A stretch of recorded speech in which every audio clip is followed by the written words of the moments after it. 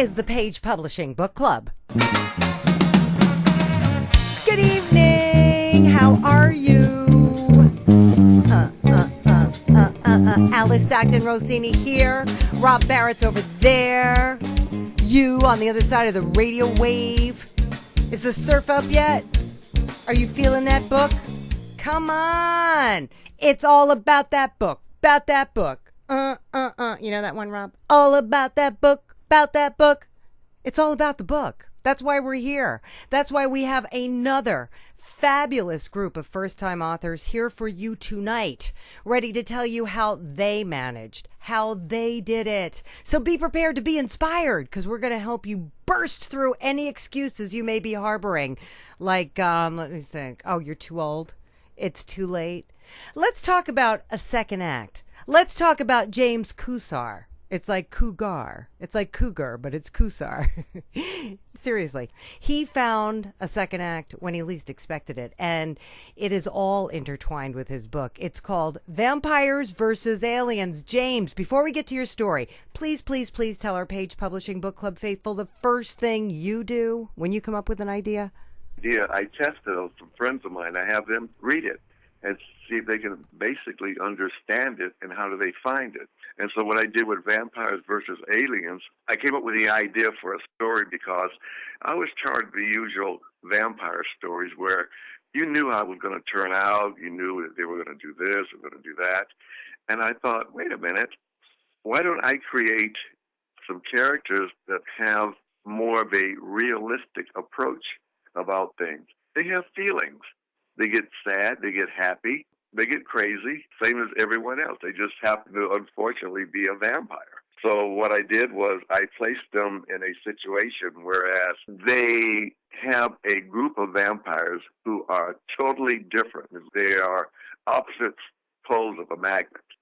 And you wouldn't think that these three people would get along. They have different personalities, and because of their personalities, it makes everything that they do click. And when they accidentally stumble upon aliens that are here on Earth disguised as humans, and they find out that the aliens are here to destroy the human race, they realize vampires cannot live without humans, and they've got to do something about it. They don't know what they're going to do. So they figure, well, let's capture this alien, take his spaceship, go up there and finish them all off. And the alien looked at him and said, what are you going to do, bite us all with our fangs, with your fangs?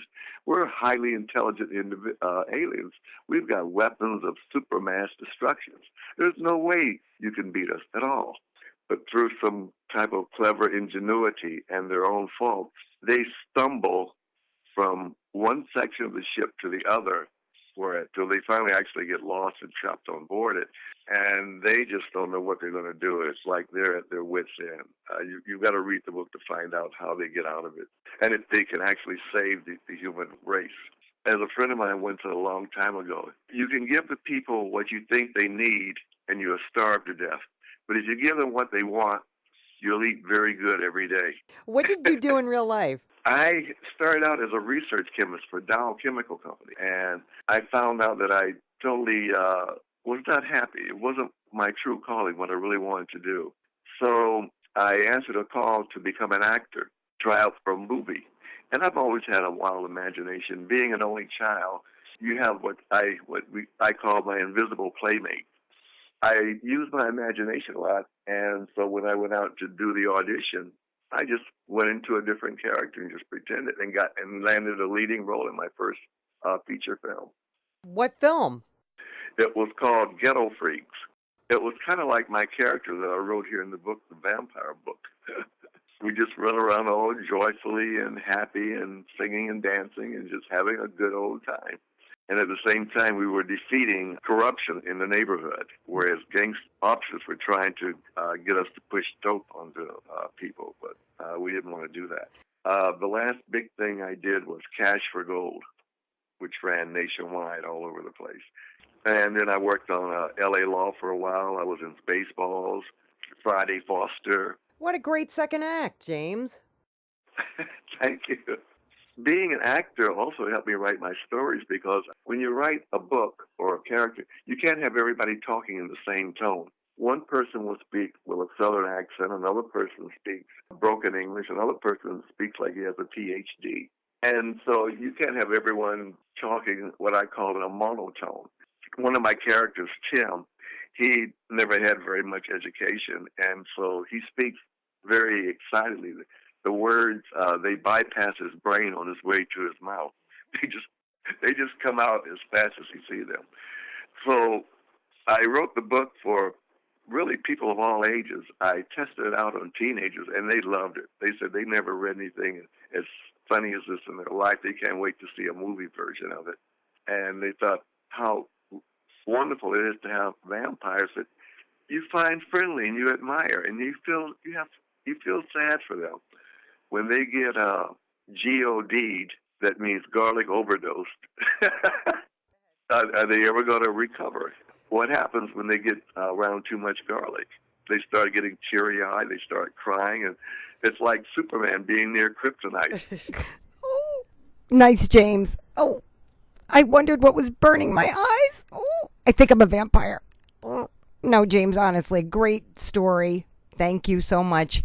From research chemist to actor to author. What are the chances of that, huh? Maybe better than you think. Leanna Riley took a page from her life to tell a story entitled The Reckless 15, and it deals with a subject women in particular are all too familiar with, emotional abuse. Leanna. It's about this girl who has grown up in abusive relationships her whole life and just kind of explaining how that kind of thing affects a person by describing the events that have happened to her and the choices that she made, which were almost always bad. That's something that a lot of people never really think about, about how abusing someone can affect them in the long term. Well, no, obviously, if they thought about it or cared about it, maybe they wouldn't abuse people, Exactly. It happened to someone that I know personally, and a lot of the characters in the book are actually people that I know because a lot of these events took place at my high school. She ends up getting involved with a man who's quite a bit older than her, and he convinces her that she has to marry him, like he's forcing her to marry him. So she does, thinking that that's the best move, which, again, it wasn't. And as a result, he tends to think that he can completely control her life in every possible way. And that just leads to her making more bad decisions because, of course, she's getting frustrated being treated like this, so she does more stupid things in order to avoid him. But that ends up backfiring on her, and she ends up having a lot more problems as a result. And, of course, she's keeping all of this from her parents and her family and most of her friends. They don't know anything about it. This happens to a lot of people. It's so sad. Yes, exactly. And that's specifically why I chose to publish it as a true crime book, because most true crime books are about murder, but there are so many other crimes that are committed against people that go undiscussed. And, more and more news accounts are coming out about these kinds of things happening. And usually you hear about the type of person who did this kind of thing, and you hear about the kinds of abuse they did to the person, but you don't really hear a lot about how it affects the actual person. And how, a lot of times these people that are abused, particularly women, they're afraid to get help. Exactly. Most of them are intimidated. And then, I think that writing something like this, if enough people can read about it, more girls who go through this kind of thing might be more comfortable telling the people that need to be told to get them some help and to get them to stop. And there are some funny moments in the book because it's written in the first person, as kind of like she's just talking to a friend, and so it's very easy to read. This is what I've heard from people that have read it, that it's very easy to read. The feedback that I've gotten so far, people either love it or they hate it. Most of the women that have read it have loved it. The men are the only ones that haven't loved it. Why do you think that is? I think it's because in this particular case, the person who's causing the most problems for the character is a man. And I think that they feel affronted by that, even though it's not a direct reflection on men in general. It just happens to be this particular person. Or maybe they feel that if people read this book, women are going to look at men more askance now than they would before. But I really don't see that to be the case. No, I don't either, Leanna. I honestly, who knows what the issue is? or why some men feel the need to treat women like this. But I give you a lot of credit for tackling a tough subject, and I wish you all the luck. Where do you find love, and how do you know when it's right? Shonda Smith decided to share her experiences in her book entitled Finding Love in All the Right Places. Shonda. Well, Finding Love in All the Right Places is essentially about, it's kind of a collection of my life story, of my experiences of dating, and some of the things, the lessons that I've learned along the way in terms of my journey in finding Mr. Right. So, had all of these different kind of encounters and experiences, and I thought, I need to tell the world. I have a voice. I have something to say. I need to share, my experiences in terms of dating with the world. And so that's basically what Finding Love in All the Right Places is about. So I'm a little bit transparent, in my book, and I, go to some of the places, in terms of the lessons that I've learned. Are you still dating? Did you ever get married? No, actually, no. That's the kind of twist, in my book in terms of, and I really don't want to give it up because I did find love, but it's not in a way that people, or I should say the readers would probably typically think, oh, you look at the title, Finding Love in All the Right Places, so okay, so she tells about her life stories or whatever lessons, and then at the end of the chapter, then I talk about how I, found this, wonderful person. But that's kind of the twist about it. And so I did find love, but not in the way that people would normally think that. Well, on your book cover, it says what you found was that you needed to wait. So that's part of what I talked about in the book, is one of the lessons that I learned in, because obviously we've all been created to connect with someone, right? And so it's not good that man should be alone, right? So that's a natural thing, is for us to want to connect with someone, relate to someone, and share our lives with someone. And so, we're all on this journey, or at least some of us on this journey, those that want to, find Mr. or Mrs. Right, on the journey of finding that right person. And so, you meet people that you think that might be the one, and obviously those that are not. And so my experience is just that, if I had to do it over again, this is what I found in my experience, is that, sometimes for some of us, you just need to just wait. You don't have to date 50 million people and, get your heart broken or have these disappointing experiences or these unmet expectations over and over and over again, to, get to that person. I think the season of singleness is, there's a purpose in it. And so what I'm saying in my book is that use that time of singleness, of waiting, to learn some things about yourself. So yeah. I love that. There's a time for everything. And sometimes the less you do, the better it is. And you need to have a little faith that things are going to work out, or you're going to be in that position that you want to be in. Absolutely. And that's essentially what I'm saying, and that's what I convey in my book, and I hopefully my readers will, pick up on that message. There is a season for everything, and singleness it's a good season. Shonda, you should be a counselor. Guess what? I am. I am a licensed marriage and family therapist, absolutely, in the state of California. So you have an audience. Right on. You have an audience for your book. Oh. You're right on it. I'm right on it. Huh? Did you hear that, Rob? I am right on it. Shonda, I think you're right on it. And we got to take a quick break. Coming up, a dad deals with his children after divorce. A grandma makes memories with a pumpkin patch during a harvest moon. And a tribute to the Seago. See you on the other side.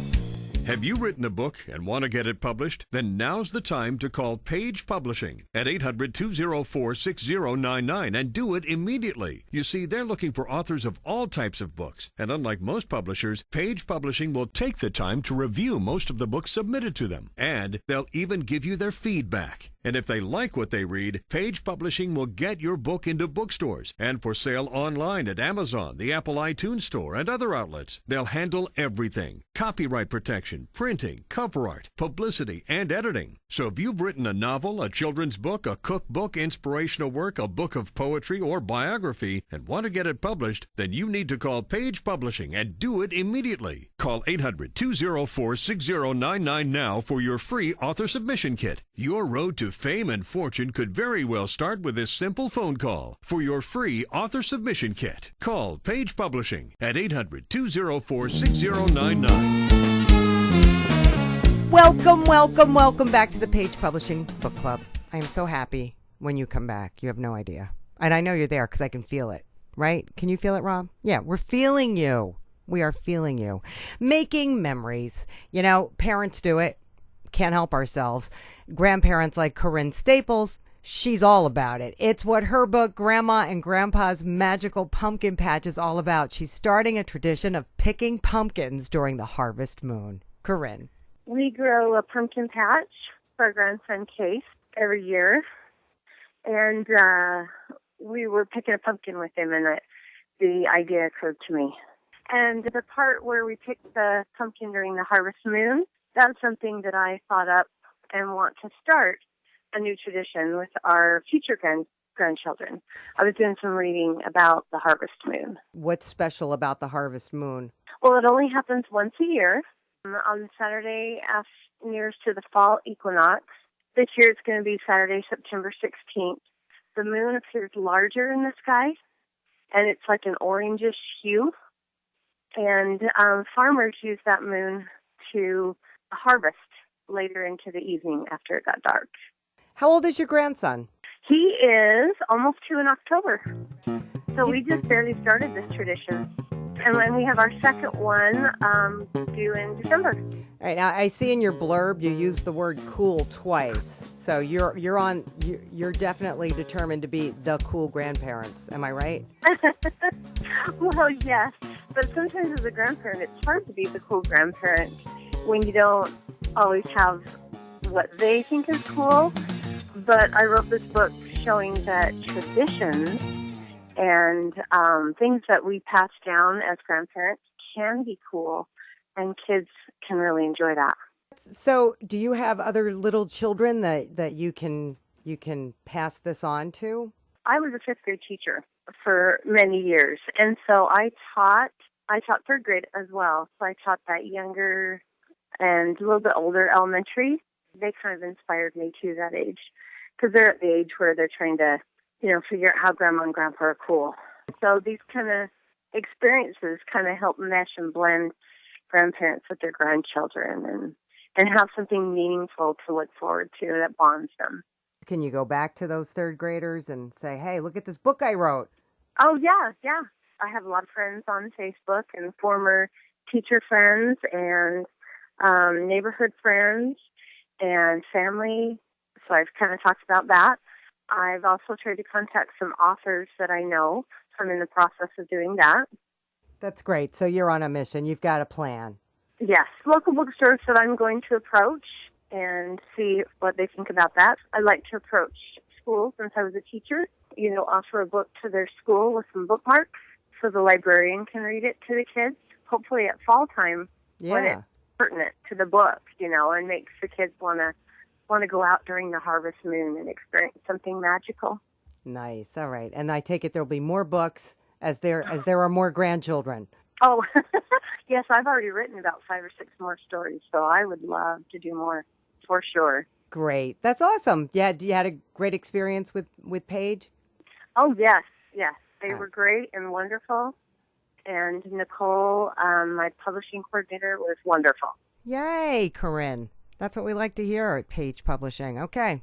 Keep writing and come on back anytime. Come back and talk to us.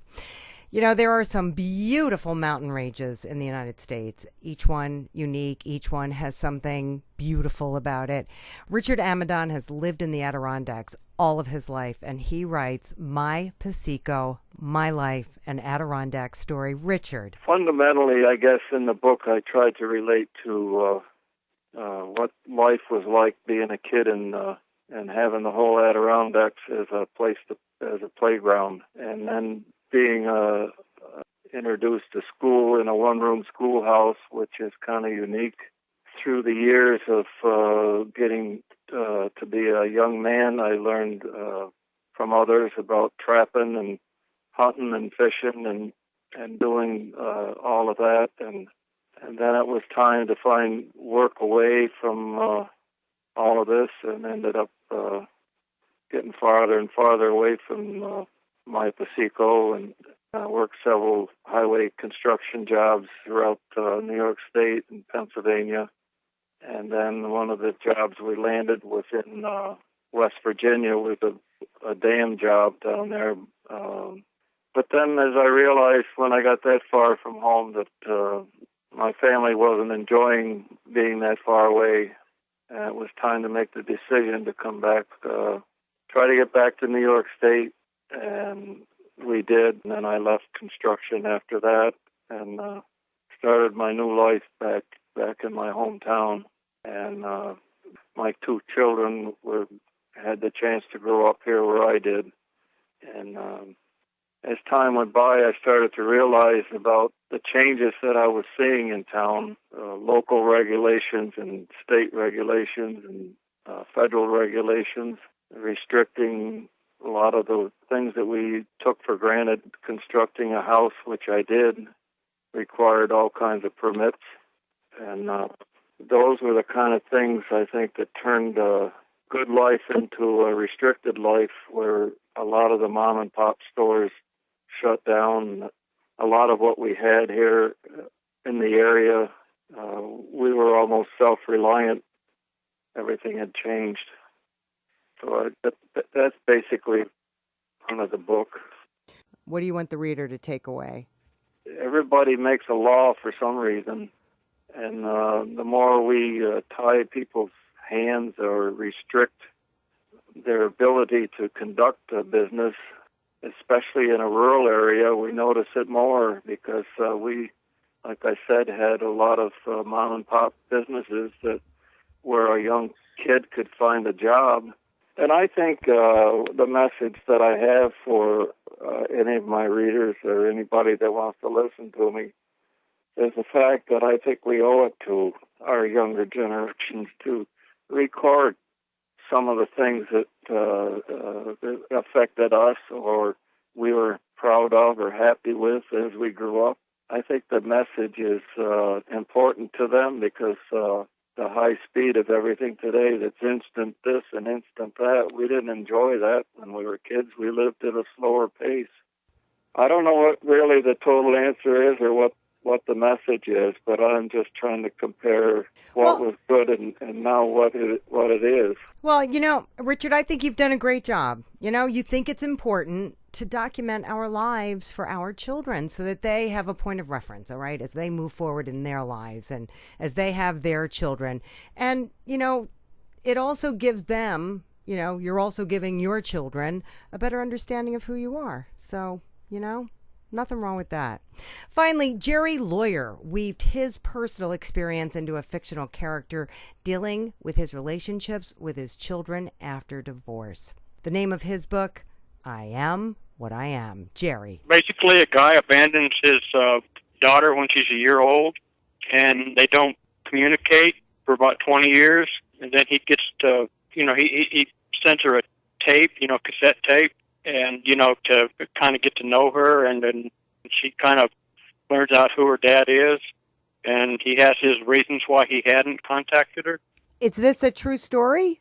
No, it's fiction, but it does emulate my life to some extent, but I've kind of really twisted it around a lot. I did divorce my daughter's mother when she was a year old. Then she was in her teens before we really got to talk back and forth, and it was through cassette tapes, and my music and stuff that I liked, and then, we communicated back and forth like that. So it's kind of true, but not really. The guy that the story's about is kind of a bad person. He's not that great of a guy, but he tells his life story to his daughter. Okay. And he actually had been in her life a little bit. Well, the name of your book is I Am What I Am. It's basically, what I'm trying to say in the book, right, that'd be good to explain, is people do a lot of things in their lives. And children don't understand these things. till they get to become an adult, and then they understand a little more, because I found that out with my kids, that their mother pretty much said that I was kind of a nasty person, we'll say. That's what she instilled in their minds until they got to know who I really was, and I explained things, because everybody has their own view of how life is. But this guy, this is who I am. This is why I became this way. This is, how my life was. And, like I wrote in the, what they call it, blurb on the back of the book, people do a lot of bad things for what they think are the right reasons. Especially, don't judge people until you understand them. That's what I'm trying to say. Was this a book that you were, you wrote with your daughter in mind? Yes, this one, I was an over-the-road truck driver, and like I said, communicating with cassettes, then I was talking with my oldest son and stuff. He became a truck driver, and we exchanged books on tape. And several of those books on tape, they weren't all that great, and I pretty much, kind of made a smart aleck comment, which that's what I kind of do. And I said, I could write better than that. So I wrote a story especially for him. And then my daughter asked me to write a story, Oh, I like that one, and write one for her. So that's how this one came about. So I guess your next stop is books on tape. You got to get this book on tape now. Yeah, I guess. I don't know. Because I did this, like 12, 15 years ago. And it's morphed into what it is now, because it wasn't quite the story it is, because I've added a lot of things, taken out a lot of things too. Are you going to keep writing? I have a bunch of other stories that I have that I want to see how well this one starts out, but I do intend to keep writing, yes.